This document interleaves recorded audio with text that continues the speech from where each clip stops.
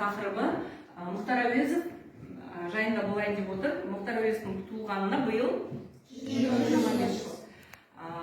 Мұхтар Әуезов жаңағы атамыздың біздің әдебиетімізге сіңірген еңбегі өте зор. Жалпы біздің бүгінгі тақырыбымыздың, сабағымыздың, дөңгелек үстеліміздің мақсаты осы Мұхтар Әуезов шығармаларын кеңінен насихаттау және осы шығармалар арқылы бізді оқушыларды ұлтжандылыққа, адамгершілікке, ізгілікке тәрбиелеу болып табылады. Жалпы Мұхтар Әуезовті біз кім ретінде танимыз? Айтыңызшы. Кім? Жазушы, аудармашы, драматург, зерттеуші, Қазақстан үшін екінші Абай деп білеміз. Ойшыл, тағы академик, педагог ретінде білеміз ба? Педагог, ұстаз болған тағы. Режиссер, тұңғыш режиссер дейміз. Драматург, ғалым, аудармашы ретінде танимыз. Жалпы әлем әдебиетінің классигі деп білеміз. Бұл тек қана бір ғана біздің қазақ халқына ғана ортақ ой айтқан жоқ, бүкіл әлемге, бүкіл адамзатқа ортақ ой айта білген ойшыл, ғалым бұл кісі. Қатыгез отбасын еске алудың әдет-ғұрпы соған қарай бейімделген. Қатыгездікке қарсы тұра алмайтын жастықтар күштілердің құрбаны. Қорғансыздың күнінде 5 кейіпкер бар.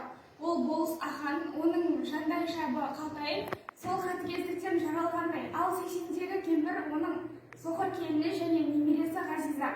Сол айуандарға ар инабаттылық жағынан қарсы тұр. Жесір әйелдер мен қыздың күші бұлшық еттерінде емес, олардың күші рухани тазалығында. Қағарлы қыста қасірет көрген жасөспірім қыздың тағдырын автор шығарманың басты ойы етіп айқындағандай. Тіпті Ғазизаның әкесі мен бауырының бейітке барып шан тапсырғанының өзіндік бір мәні бар секілді. Неге Ғазиза арамдардан көрген қорлығын, қасіретін әжесі мен анасына барып айтпады? Себебі Ғазизаны автор шығармада батыл әрі қайсар намысшыл қыз ретінде бейнелеген. Сондықтан да Ғазиза оны әжесі мен анасына айтпады. Себебі олардың бағынан соры артық еді. Егер айтатын болса, сол замандағы әлсіз қыздардың бірі ретінде қалар еді. Менің ойымша, автор шығарманы осылай аяқтау арқылы оқырманға бір ой салғандай.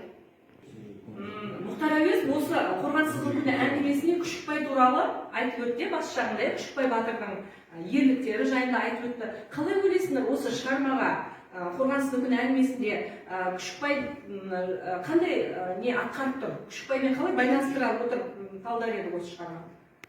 Ал Күшікбай секілді батырлар, ел жанашырлар болмаса, бұндай жағдайлар болмас еді. Мысалға айтқанда, жесір-жесірге қазіргі таңда бұрынғы заманда да елдің көзі басқаша болған, оларға елге жақпаған деген секілді. Сол секілді Күшікбай батыр секілді батырлар болған жағдайда, ондай жетім-жесір әйелдердің қараусыз қалмай Күшікбай батыр бар, осындай қорғансыздарға пана болады еді деп ойлайсыңдар ғой, сонда? Жасықсыз қыз ақыры өзінің ары үшін күресіп шехид болды. Ары абыройы айран асан болған соң өмір сүрудің өзі арсыз еді. Қыз ақыр аяғы өлімге ерлікпен бел байлап тым қойып мәңгілікке кете берді. Ал ақан сабысын сілтегендей тындай тайып тұрды. Арсыз қашанда арам, ақылы аран жандар.